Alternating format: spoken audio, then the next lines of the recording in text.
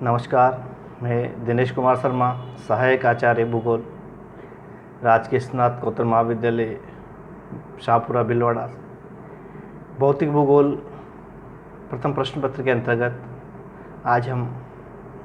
बहुत ही महत्वपूर्ण विषय पृथ्वी की उत्पत्ति संबंधी सिद्धांतों का अध्ययन करेंगे। पृथ्वी की उत्पत्ति संबंधी विचारों को जानने के लिए प्रारंभ से ही जिज्ञासा रही है और शुरुआत में पृथ्वी की उत्पत्ति को धार्मिक दृष्टिकोण से परिभाषित करने का प्रयास किया और एक लंबे समय तक ये विचारधाराएं बनी रही, परंतु वैज्ञानिक विकास के फलस्वरूप पृथ्वी संबंधी विचारों में बदलाव आया और सौर मंडल की खोज के साथ साथ इसमें व्यापक परिवर्तन प्रारंभ हुए। यदि हम पृथ्वी की उत्पत्ति संबंधी विचारों को जानने का प्रयास करते हैं तब हमें देखते हैं कि पृथ्वी की उत्पत्ति को समझने के लिए ब्रह्मांड की उत्पत्ति को समझना आवश्यक है, क्योंकि ये एक समान तरीके से इनका विकास हुआ है। अतः ब्रह्मांड की उत्पत्ति संबंधी सिद्धांतों के साथ ही पृथ्वी की उत्पत्ति संबंधी विचारों का विकास हो जाता है। पृथ्वी की उत्पत्ति संबंधी आधुनिक विचारों में जो विचारधाराएं आई हैं उनमें ग्रहों की गति, ग्रहों की आपसी दूरी, कोणीय संवेग जैसे कई विषयों के आधार पर उनका मूल्यांकन किया जाता है और उसके आधार पर उनको परखा जाता है। पृथ्वी की उत्पत्ति संबंधी सिद्धांतों को दो वर्गों में मुख्य तौर पर विभाजित किया जाता है। इनमें एक विकासवादी वर्ग है और दूसरा प्रलयवादी वर्ग। विकासवादी वर्ग के अंतर्गत पृथ्वी की उत्पत्ति ब्रह्मांड में आद्य पदार्थ या पदार्थों की उपस्थिति से विकसित हुई मानी जाती है, जबकि प्रलयवादी सिद्धांत के अंतर्गत पृथ्वी की उत्पत्ति आकस्मिक या अचानक कारणों से मानी गई है। इस तरीके से पृथ्वी की उत्पत्ति संबंधी विचारों में पुरानी विचारधाराएं और नवीन विचारधाराएं भी शामिल हैं। यदि हम पृथ्वी की उत्पत्ति से संबंधित सिद्धांतों में पुरानी विचारधाराओं को लेते हैं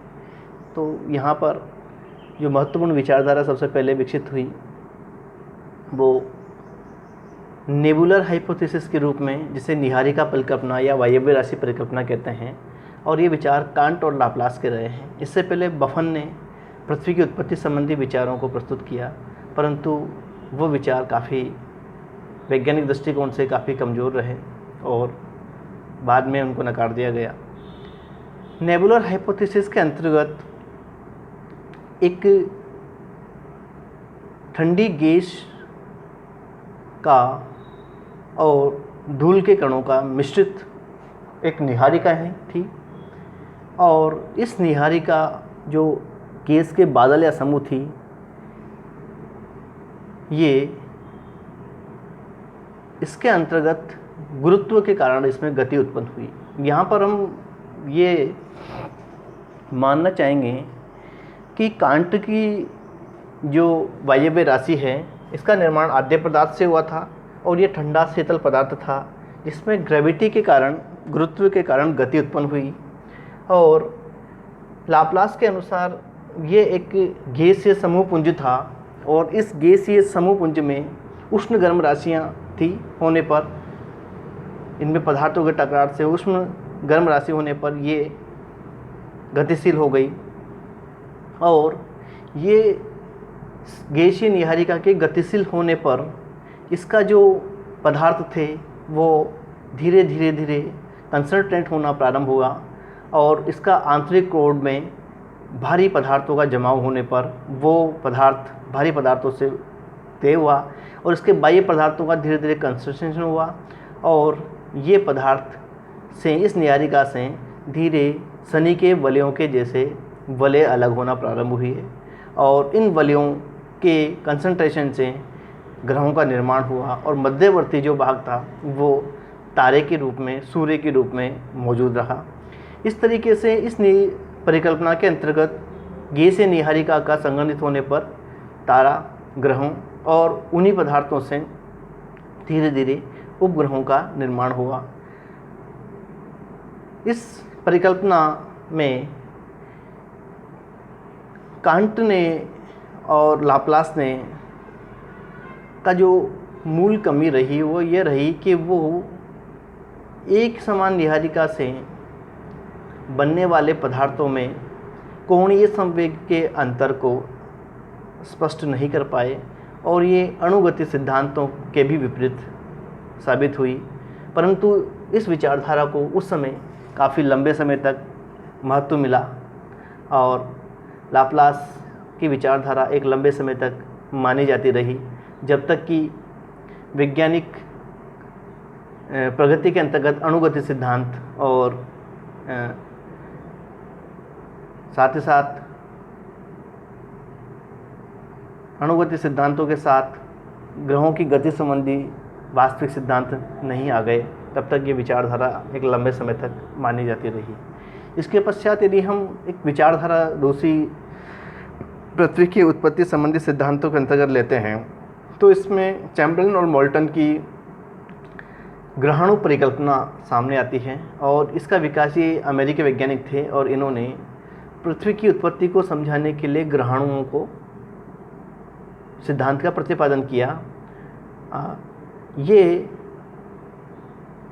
बाईपेरेंटल ओराइजन ऑफ सोलर सिस्टम अर्थात दो तारों के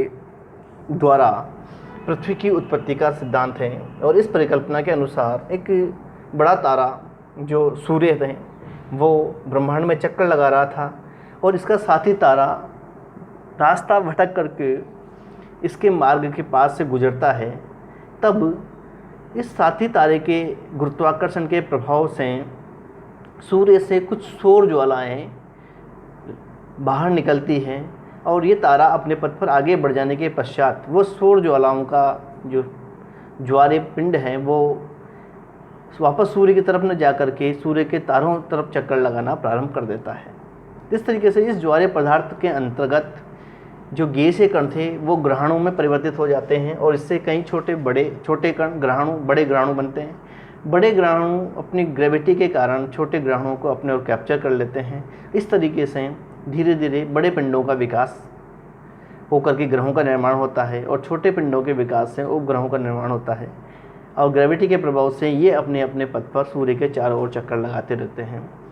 इस ग्रहाणु परिकल्पना का विकास इस तरीके से यहाँ पर दिखाया गया है कि किस तरीके यहाँ पर एक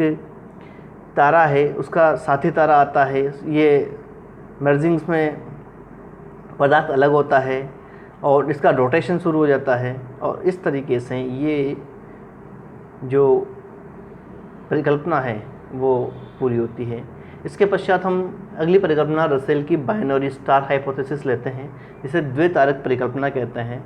और इसमें दो तारों की उत्पत्ति के द्वारा पृथ्वी की उत्पत्ति को समझाने का प्रयास किया गया है। और इस परिकल्पना के अंतर्गत दो तारे जो बाइनरी हैं, साथी तारे हैं, वो अपने परिभ्रमण पथ पर होते हैं, परंतु अचानक उनका पथ परिवर्तित होने के कारण उनमें आपसी टकराहट होती है और उस टकराहट के फलस्वरूप जो पदार्थ बाहर टूटकर अलग होता है वो पदार्थ उस बड़े तारे के सहारे चक्कर लगाना शुरू कर देता है। उसका साथी तारा वहाँ से दूर अलग चला जाता है और वो बड़े तारे के सहारे चक्कर लगाना शुरू कर देता है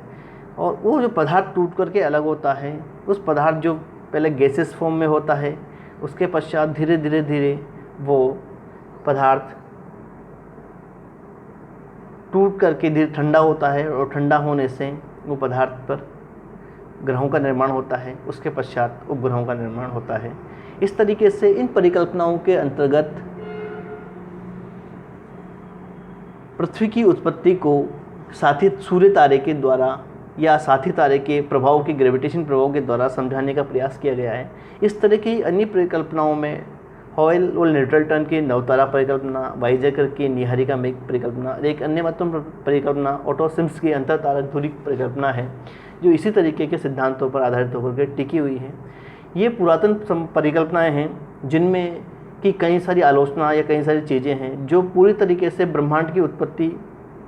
के साथ उस मूल स्वरूप को या मूल पदार्थ को नहीं खोज पाई हैं कि किस तरीके से उत्पत्ति हुई, और इन परिकल्पनाओं में कोई ना कोई कमी जरूर रही है। ये ग्रहों की व्यवस्था, गति और उनकी वर्तमान स्थिति को पूर्ण रूप से परिभाषित नहीं कर पाए हैं।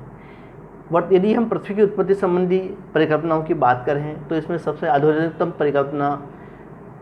महाविस्फोट सिद्धांत या बिग बैंग थ्योरी के रूप में है, जिसकी चर्चा हम हमारे अगले वीडियो में करेंगे। धन्यवाद।